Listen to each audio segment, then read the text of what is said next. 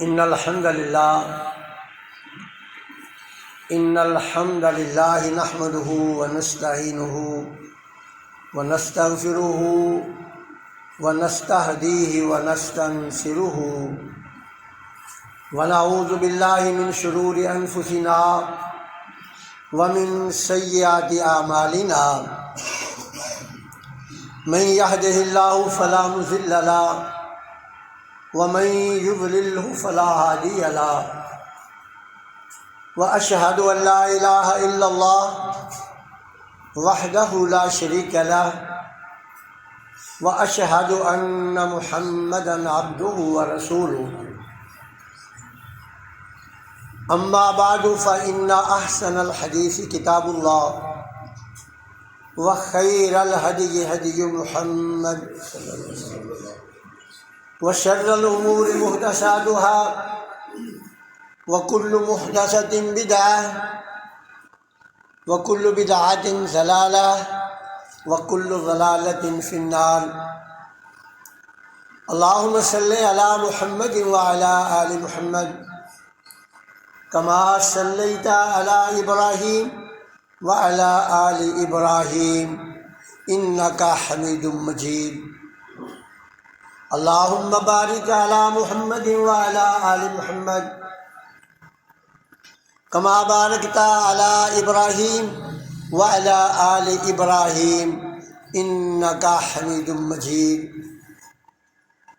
أعوذ بالله من الشيطان الرجيم بسم الله الرحمن الرحيم يا أيها الذين آمنوا لا تقدموا بين يدي الله ورسوله واتقوا الله إن الله سميع عليم يا أيها الذين آمنوا لا ترفعوا أصواتكم فوق صوت النبي ولا تجهروا له بالقول كجهر بعضكم لبعض أن تحبط أعمالكم وأنتم لا تشعرون يا أيها الذين آمنوا لا تقدموا بين يدي الله ورسوله اے ایمان والو اللہ سے ڈر جاؤ،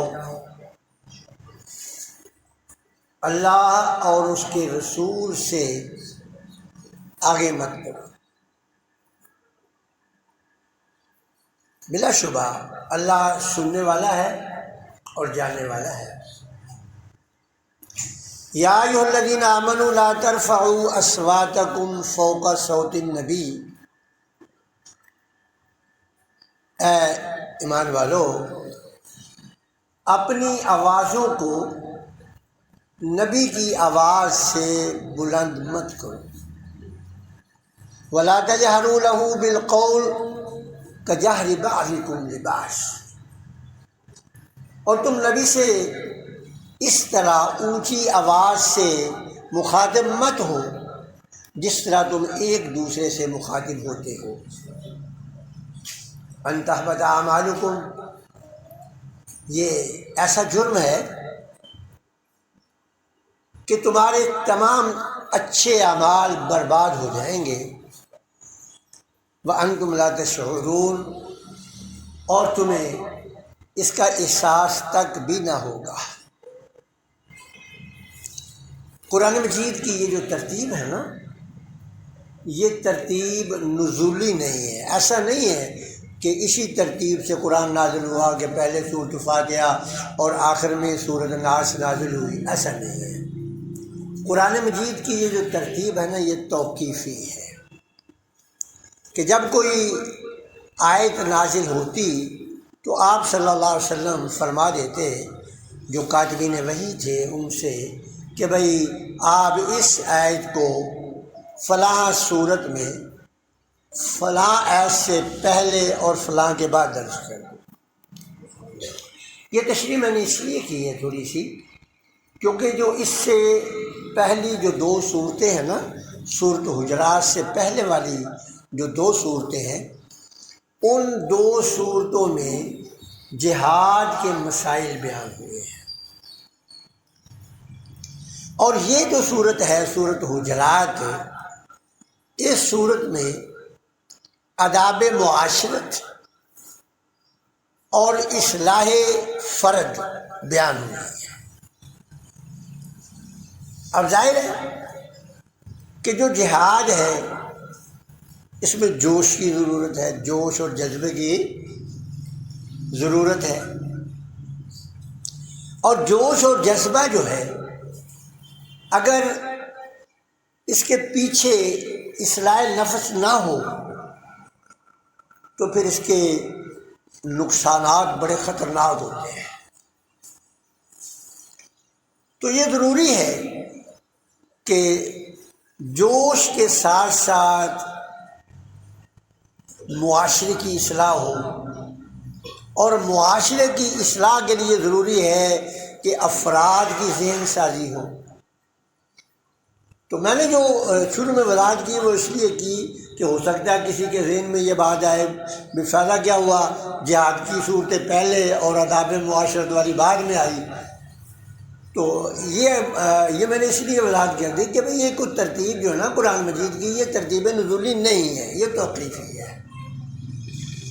اب میں نے یہ بتایا آپ کو عرض کیا کہ بھئی جہاد کا تعلق جوش سے ہے۔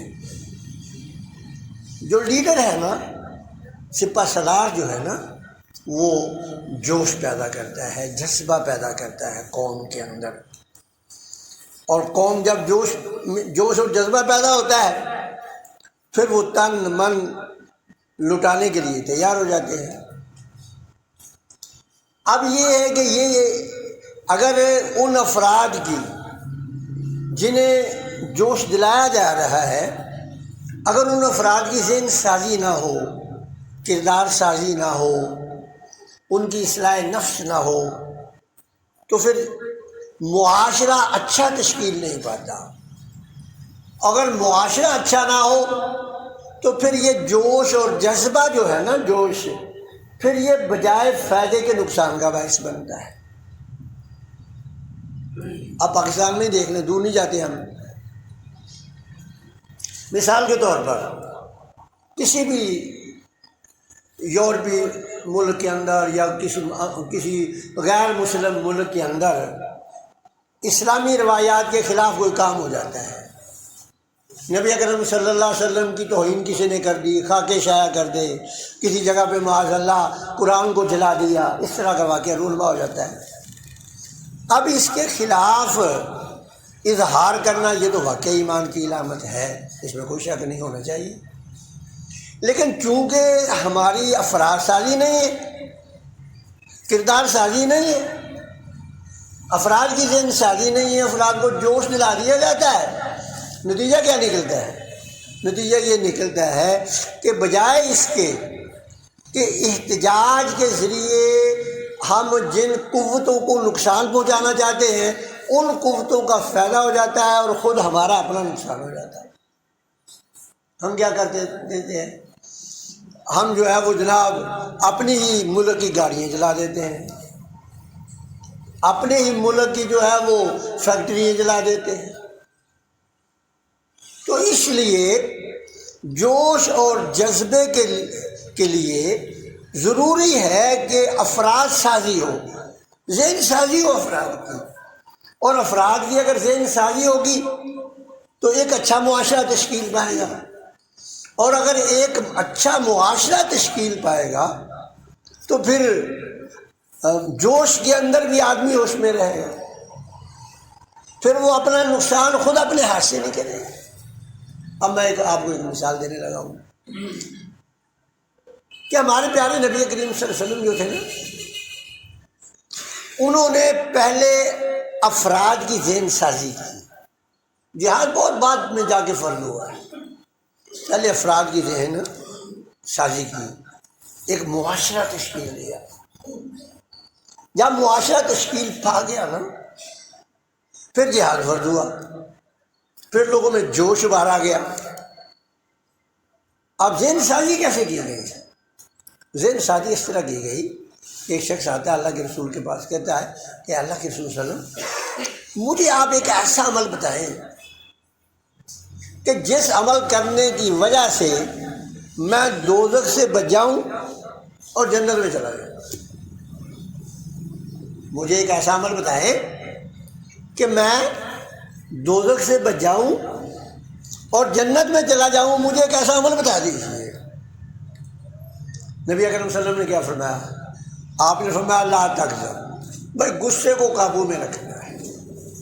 یہ دیکھیں یہ ذہن سازی ہو رہی ہے۔ اب جوش کے ساتھ اگر غصہ مل جائے، جوش کے ساتھ اگر غصہ شامل ہو جائے نا، تو پھر انسان کو یہ پتہ نہیں چلتا کہ میں اپنا نقصان کر رہا ہوں یا کسی دوسرے کا کر رہا ہوں۔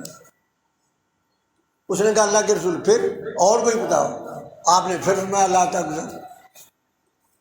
اس نے کہا اللہ کے رسول کچھ اور بھی بتاؤ، آپ فرمایا لا تغضب، میں غصہ نہیں کرتا۔ اور واقعی ایسا ہوا، افراد کی ذہن سازی ہوئی، غصہ جو ہے ان سے سینکڑوں نہیں ہزاروں میل دور چلا گیا۔ اگر آتا بھی تو فوراً ختم۔ حضرت عمر رضی اللہ تعالیٰ عنہ کی ایک مجلس شورا تھی، تو ایک انصاری صحابی نے نا، اس کا کوئی مہمان آیا، کسی انصاری صحابی کا مہمان آیا، اس نے اپنے میزبان سے کہا بھی میں جو ہے نا حضرت عمر رضی اللہ تعالیٰ عنہ کی جو مجلس مشاورت ہے نا، اس کا مشاہدہ کرنا چاہتا ہوں، تو مجھے اجازت دے دیں۔ تو اس نے انصاری صحابی نے حضرت عمر سے درخواست کی کہ امیر المومنین جب اجلاس ہو نا، تو میرا ایک مہمان آیا ہوا ہے، ذرا اس کو بھی اپنے کارروائی دکھانی ہے اجلاس کی۔ ٹھیک ہے، بڑی خوشی سے آ جائے۔ اجلاس ہوا، بلا لیا۔ اب اللہ بہتر جانتا ہے کہ اس نے جان بوجھ کے وہ عمل کیا یا حماقت ہو گیا اس کو، یہ وہ بندہ جانتا ہے، یہ اس کا رب جانتا ہے۔ اب اس نے نہ ایک جملہ، حضرت عمر رضی اللہ عنہ سے مجلس کے اندر مشاورت ہو رہی ہے، باتیں ہو رہی ہیں، اس نے ایک جملہ تلخ کہہ دیا، تو حضرت عمر رضی اللہ تعالیٰ عنہ کو اس پہ غصہ آیا۔ حضرت عمر رضی اللہ عنہ نے ایسے، ان کے پاس ہمیشہ کوڑا ہوتا تھا، کوڑا اٹھایا، ایسے کیا۔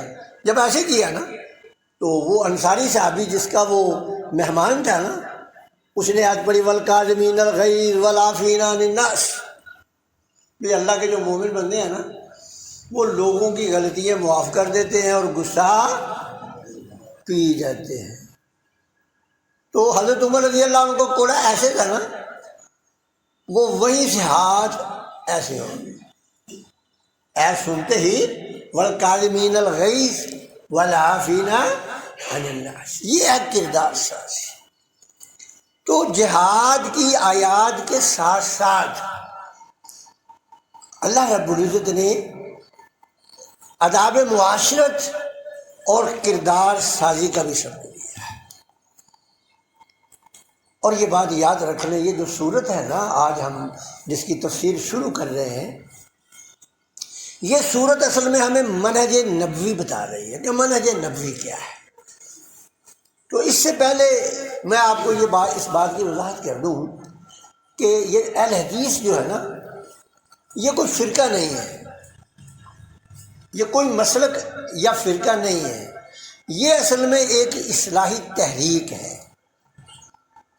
آپ یہ سمجھ لیں کہ کچھ بیگانوں کی سازشیں اور کچھ ہماری حماقتیں، ہم نے نا چند ایک مسائل کو نا اپنا ترا امتیاز بنا لیا ہے۔ وہ مثال کے طور پہ رفریزن کرتا ہے، آمین کرتا ہے، ہم کہتے ہیں بھائی یہ اہل حدیث ہے۔ نہیں میرے بھائی، ایسی بات نہیں ہے۔ یہ تو یہ منہج نبوی کا ایک پارٹ ہے، ایک حصہ ہے، ایک جز ہے، یہ منہج نبوی نہیں ہے، یعنی اس کا ایک حصہ ہے۔ بس ہم نے اسی کو اپنا شعار بنا لیا ہے کہ بھی جب نماز پڑھنی ہے پاؤں کو جو ہے وہ کھلے، قدموں کو کھلے رکھنا ہے، اور آمین اونچی آواز سے کہنی ہے، رفع الیدین کرنی ہے، اور جو ہے وہ سینے پہ ہاتھ باندھنے ہیں۔ ہم یہ سمجھتے ہیں کہ بس یہ ہمارا تشخص ہے۔ نہیں میرے بھائی، ایسی بات نہیں ہے۔ اصل بات کیا ہے؟ اصل بات یہی ہے کہ آداب معاشرت کیا ہے، منہج نبوی کیا ہے۔ تو یہ اہل حدیث نا اصل میں ایک تحریک تھی کہ لوگوں کے اندر مسلمانوں کی ایک بڑی تعداد منہج نبوی سے ہٹ چکی تھی، ان کو دوبارہ یہ باور کروانا تھا کہ بھئی آپ نے منہج نبوی پہ آنا ہے، اور منہج نبوی کیا ہے؟ یا ایھا الذین آمنوا لا تقدموا بین یدی اللہ ورسولہ، اے ایمان والو اللہ اور اللہ کے رسول سے آگے نہیں بڑھنا، یہ منہج ہے، یہ ہمارا منہج ہے کہ اللہ اور اللہ کے رسول سے آگے نہیں بڑھنا۔ اب آپ یہ دیکھیں کہ جو میں نے آپ کو آیت سنائی ہے حضرت عمر کے بارے میں، تو حضرت عمر نے کوئی توجیہ نہیں بیان کی۔ جب وہ صحابی رسول نے پڑھا نا والکاظمین الغیظ والعافین عن الناس، تو حضرت عمر رضی اللہ تعالیٰ عنہ نے یہ آیت سن کر کوئی توجیہ بیان نہیں کی کہ بھئی اس نے بات ہی ایسی کی ہے، میں اس کو سزا کیوں نہ دوں، یہ کوئی توجیہ نہیں بیان کی۔ بس انہوں نے آیت پڑھی والکاظمین الغیظ والعافین عن الناس، تو حضرت عمر رضی اللہ عنہ کو فوراً پتہ چل گیا کہ لا تقدموا بین یدی اللہ ورسولہ، بھی اللہ اور اس کے رسول سے آگے بڑھنا نہیں ہے۔ جب اللہ نے کہہ دیا تو بس بات ختم، پھر توجیہ کہے گی۔ لیکن ہم کیا کرتے ہیں؟ ہم توجیہات بیان کر دیتے ہیں، کوئی غلط کام کرتے ہیں نا، پھر اس کی دلائل دینا شروع کر دیتے ہیں اپنے نفس کو مطمئن کرنے کے لیے۔ اور اتفاق یہ ہے کہ یہ جو آیتیں ہیں نا، یہ نازل بھی حضرت ابوبکر اور حضرت عمر کے بارے میں ہی نازل ہوئی تھی، یہ جو میں نے پڑھی ہے نا لا تقدموا بین یدی اللہ ورسولہ، تو اب ظاہر ہے کہ حضرت عمر رضی اللہ عنہ کو کہ یہ بات ذہن میں تھی، ادھر انہوں نے آیت پڑھی، اس آیت کے رد عمل کے طور پر یہ آیت سامنے آئی، کوڑا جو ہے وہ اوپر اٹھنے کی بجائے اس کو لگنے کی بجائے ہاتھ جو ہے جھک گیا، کوڑا نیچے آ گیا۔ صحیح ہے، روایت میں ہے کہ جب بنو تمیم قبیلہ مسلمان ہوا نا، وہ نبی اکرم صلی اللہ علیہ وسلم کی خدمت میں حاضر ہوا، آ کر عرض کیا انہوں نے کہ اللہ کے رسول، ہم میں سے نہ کسی ذی شعور، کسی دانشور کو نہ ہمارا ایک رہنما بنا دیں جو ہماری رہنمائی کرتا رہے۔ آپ صلی اللہ علیہ وسلم نے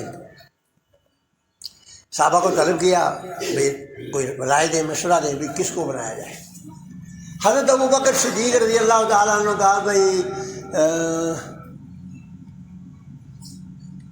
معبد اسی قبیلے سے تعلق رکھتے تھے، حضرت ابوبکر صدیق رضی اللہ کا بھی ان کو بنا دیا جائے۔ تو حضرت عمر رضی اللہ تعالیٰ عنہ کا بھی اقرا بن حابس کو بنا دیا جائے۔ اب آپ صلی اللہ علیہ وسلم ابھی خاموش ہیں، تو دونوں نے اپنے اپنے موقف پہ دلائل دینا شروع کر دیے۔ اب آپ یہ دیکھیں کتنی بڑی شخصیات ہے، اب ذرا غور کریں، دونوں نے اپنے اپنے، جس طرح ہم بھی فطری طور پہ ایسے ہی ہوتا ہے نا، جب ہم رائے دیتے ہیں دوسرا رائے کو ہمارے برعکس دیتا ہے تو ہم اپنی رائے کو تقویت دینے کے لیے دلائل دیتے ہیں۔ اب انہوں نے جناب دلائل دینے شروع کر دیے اپنے اپنے کینڈیڈیٹ کے حق میں، جس طرح ہم کرتے ہیں۔ اس لیے منع کیا تھا بھی مسجد کے اندر جو ہے نا ایسی گفتگو سے گریز کریں، تو جس طرح ہم کرتے ہیں جس کے ساتھ ہماری کوئی لگاؤ ہوتا ہے اس کے حق میں ہم دلائل دیتے رہتے ہیں۔ وہ جناب دلائل شروع ہو گئے۔ اب ظاہر ہے جب آدمی دلائل دیتا ہے اپنے اپنے موقف کی تائید کے لیے تو آواز بھی ذرا آہستہ آہستہ آہستہ آہستہ آواز میں بھی ذرا اونچا پن آ جاتا ہے، ایک فطری عمل ہے، آواز میں اونچا پن آ گیا۔ اللہ رب العزت نے یہ فوراً آیتیں اتار دی کہ یا ایھا الذین آمنوا لا تقدموا بین یدی اللہ ورسولہ، اے ایمان والو اللہ اور اللہ کے رسول سے آگے نہیں بڑھنا، واتقوا اللہ، اللہ سے ڈرنا ہے۔ اور آگے بڑھنے کا یہی مفہوم ہے، یہ مفہوم نہیں ہے کہ نبی کے آگے نہیں چلنا۔ چلو نبی، یہ تو آپ کہہ سکتے ہیں کہ جب نبی اکرم صلی اللہ علیہ وسلم حیات تھے تو لوگ یہ سمجھ لیتے کہ آگے نہیں چلنا، نبی کے پیچھے چلنا ہے، جس طرح آج کل ہمارے یہاں ہوتا ہے، وہ مولوی صاحب ہیں، پیر صاحب ہیں، مرشد صاحب ہیں، وہ مرشد صاحب آگے آگے اور اس کے معتقدین جو ہے پیچھے پیچھے، بھئی اگر آگے چل گئے تو گستاخی ہو جائے گی۔ یہ مراد نہیں ہے، کیونکہ اگر یہ مراد ہوتا تو فرد کے لیے تو سمجھ میں آتا ہے، لیکن اللہ کے لیے پھر کیا ہے؟ اللہ تو نہیں چلتا نا زمین پہ آگے کہ بھئی ہم نے اللہ کے پیچھے چلنا، آگے نہیں چلنا۔ تو اصل اس کا مقصد یہ ہے کہ بھئی اپنی بات کو اپنے نظریے کو، اپنے خیال کو، اپنی رائے کو اللہ اور اللہ کے رسول صلی اللہ علیہ وسلم کے فرامین کے سامنے آپ نے سرنڈر کرنا ہے. یہ ہے مقصد اسلام، اور یہ ہے اصل میں منہج، یہ ہے منہج نبوی. اور اسی کام کے لیے اہل حدیث کے نام سے ایک تحریک برپا ہوئی تھی کہ بھئی آپ نے منہج نبوی کو عام کرنا ہے، کہ آپ نے خود کو سرنڈر کر دینا ہے. بھئی اللہ اور اللہ کے رسول کا فرمان آ جائے تو پھر کسی کا بھی ہو، بس ختم بات. حضرت عمر رضی اللہ تعالیٰ عنہ کا جب دور آیا، امیر المومنین بنے، تو ظاہر ہے کہ نبی اکرم صلی اللہ علیہ وسلم کے زندگی میں جو معاشرہ تھا وہ رفتہ رفتہ اس میں کمی واقع ہوئی. میں اور آپ بھی اگر آپ یہ دیکھ لیں کہ آج سے 50 سال پہلے چلے جائیں تو ہمارے معاشرے کے اندر جو قدریں تھیں، بڑوں کا احترام کرنا، بڑوں کے ساتھ احترام سے بولنا، اساتذہ کا احترام کرنا، آج وہ قدریں نہیں ہیں، ختم ہو چکی ہیں، اور رفتہ رفتہ جو ہے وہ یہ ختم ہوتی جا رہی ہیں. تو وہ جناب اسی طرح ہی ہوا کہ جب حضرت عمر رضی اللہ عنہ کا دور آیا نا، تو خواتین جو مسجد میں آتی تھی نا، وہ پردے کا صحیح طرح خیال نہیں رکھتی تھی. تو حضرت عائشہ رضی اللہ تعالیٰ عنہ نے بھی اس خیال کا اظہار کیا کہ اگر اللہ کے رسول آج زندہ ہوتے نا تو یقیناً عورتوں کو مسجدوں میں آنے سے منع کر دیتے، کیونکہ عورت نے اگر باہر نکلنا ہے تو پردے کا اہتمام ضروری ہے، یہ قرآن کی نص ہے. تو حضرت عمر رضی اللہ تعالیٰ عنہ نے یہ دیکھا کہ بھئی عورتیں جو ہے نا وہ پردے کا خیال نہیں کر رہی، تو انہوں نے نا کہا بھی خواتین جو ہے نا وہ مسجد میں نہ آیا کریں. تو نبی صلی اللہ علیہ وسلم کا یہ فرمان تھا کہ یا ایھا الذین آمنوا لا تمنعوا اماء اللہ عن المساجد، کہ اے ایمان والو عورتوں کو مسجدوں میں آنے سے منع نہ کرو. تو ان کا بیٹا لخت جگر حضرت عبداللہ وہ اپنی بیوی اور بیٹیوں کو لے کر مسجد کی طرف چل پڑے. تو راستے میں کسی نے کہا کہ بھئی عبداللہ حضرت عمر نے تو منع کیا، آپ لے کے جا رہے ہیں. تو حضرت عبداللہ بن عمر نے کہا کہ بھئی آپ نے کلمہ جو ہے وہ میرے باپ کا پڑھا ہے یا نبی کریم صلی اللہ علیہ وسلم کا پڑھا ہے؟ تو اب کیا ہے کہ لا تقدموا بین یدی اللہ ورسولہ، حضرت عمر کو اپنا حکم واپس لینا پڑا. تو لا تقدموا بین یدی اللہ ورسولہ کا مطلب کیا ہے کہ جب آپ کو پتہ چل جائے کہ میرا یہ عمل، میری یہ حرکت یہ اللہ اور اللہ کے رسول کی مرضی اور منشا کے خلاف ہے، تو مجھ پر فرض ہے، مجھ پر لازم ہے کہ میں اپنے آپ کو سرنڈر کر دوں. یہ ہے یا ایھا الذین آمنوا لا تقدموا بین یدی اللہ ورسولہ، یہ منہج نبی ہے، اس کو ہم نے عام کرنا ہے. اور اگر یہ ہو تو میرے بھائی یہ جو تماشے ہمارے ملک میں لگ رہے ہیں نا، تو یہ تماشے بالکل ختم ہو جائیں. ہم یہ سمجھتے ہیں کہ شاید یہ جمہوریت کا حسن ہے، شاید یہ ہمارا حق ہے. میرے بھائی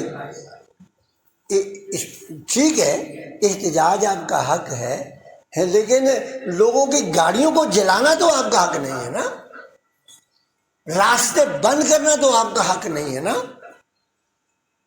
اور پھر اللہ رحم کرے ہماری عدالتوں پر بھی، عدالتیں بھی ایسے فیصلے دے دیتی ہیں.